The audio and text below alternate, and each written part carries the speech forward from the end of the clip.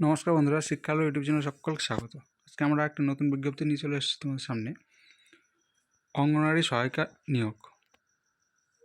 এখানে বলা হয়েছে এই বিজ্ঞপ্তিটিতে 30/1 তারিখে বিজ্ঞপ্তিটি প্রকাশিত হয়েছে। বিজ্ঞপ্তিটি বলা হয়েছে, এত দ্বারা জানা যাচ্ছে যে 50 সুসংহত শিশু বিকাশ সেবা প্রকল্পে অঙ্গনওয়াড়ি সহায়িকা পদ থেকে অঙ্গনওয়াড়ি কর্মী পদে পদোন্নতির জন্য কেবলমাত্র 50 সুসংহত শিশু বিকাশ সেবা প্রকল্পে যে সকল সহায়িকারা ন্যূনতম 5 বছর নিরবিচ্ছিন্নভাবে সহায়িকা পদে কর্মরত তাদের থেকে নিম্নলিখিত শর্ত আবেদনপত্র আহ্বান করা হচ্ছে।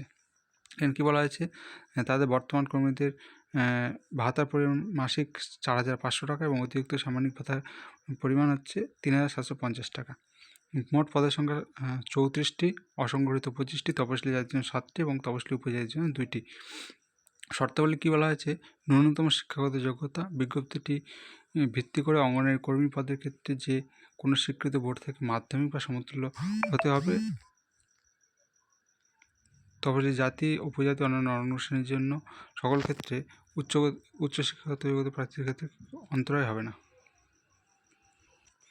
যে সকল সহায়িকা 19/9/2013 পূর্বে সহায়িকা পদে যোগদান করেছেন তাদের ক্ষেত্রে সহায়িকা পদে আবেদন করার সময় নিজের মাধ্যমিক বা উচ্চতর শিক্ষাগত যোগ্যতা গোপন করে থাকেন, তাহলে এই ক্ষেত্রে তা আবেদনপত্র বিবেচিত হবে না। বয়স 30/1/2024 থেকে 65 বছর পর্যন্ত হতে হবে। স্থায়ী বাসিন্দা হতে হবে।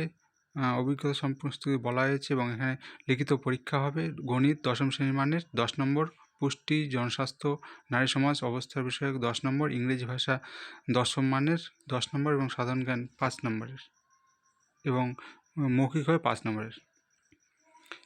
MCQ ধরনের প্রশ্ন হবে। বিদ্রোহ লিখিত পরীক্ষা ও মৌখিক পরীক্ষার ক্ষেত্রে কোনো ন্যূনতম যোগ্যতা নির্ধারক নম্বর থাকবে না। নিম্নলিখিত পরীক্ষা অথবা মৌখিক পরীক্ষা উপস্থিতি থাকলে সে প্রার্থীকে অযোগ্য বলে বিবেচিত হবে। লিখিত পরীক্ষার প্রাপ্ত, মৌখিক পরীক্ষার প্রাপ্ত অভিজ্ঞতার ভিত্তিতে প্রাপ্ত মোট নম্বরের ভিত্তিতে চূড়ান্ত মেধা তালিকা প্রস্তুত করা হবে। লিখিত পরীক্ষা ও মৌখিক পরীক্ষার তারিখ প্রবেশপত্রের মধ্যে প্রার্থীদের জানানো হবে।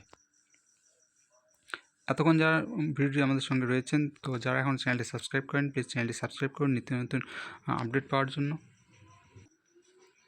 এই নোটিফিকেশনটি ডাউনলোড করার লিঙ্ক আমাদের ডেসক্রিপশন বক্সে দেওয়া থাকবে, সেখানে গিয়ে আপনারা সরাসরি এটি ডাউনলোড করতে পারেন এবং সেটি দেখে নিতে পারেন। ও আমাদের ডেসক্রিপশানে আমাদের টেলিগ্রাম চ্যানেলের লিঙ্ক দেওয়া আছে, সেখান থেকে আপনারা চ্যানেলে যুক্ত হতে পারেন। সেখানে আমরা প্রতিনিয়ত MCQ ধরনের কোশ্চেন দিয়ে থাকি বিভিন্ন কম্পিটিটিভ পরীক্ষায় আসার ক্ষেত্রে, সেটি খুবই প্রয়োজনীয়। আর আবেদনপত্র সংশোধন প্রদান প্রতিলিপি কী কী দিতে হবে জমা, তার এখানে সমস্ত কিছু বলা হয়েছে। উপকৃত কর্মীদের প্রতি নিবেদিত আবেদনপত্র, তার নিচে বিজ্ঞপ্তির সংখ্যা, তারিখ, আবেদন করণীয় নাম, যে কেন্দ্রের সহায়িকা তার নাম, আবেদনকারীর গ্রাম পঞ্চায়েতের নাম ইত্যাদি এখানে সমস্ত কিছু এখানে দিতে হবে। সমস্ত বিষয়ে আপনারা এখানে জানতে পারবেন। আমার এই নোটিশ সম্পূর্ণভাবে পড়ে নেবেন।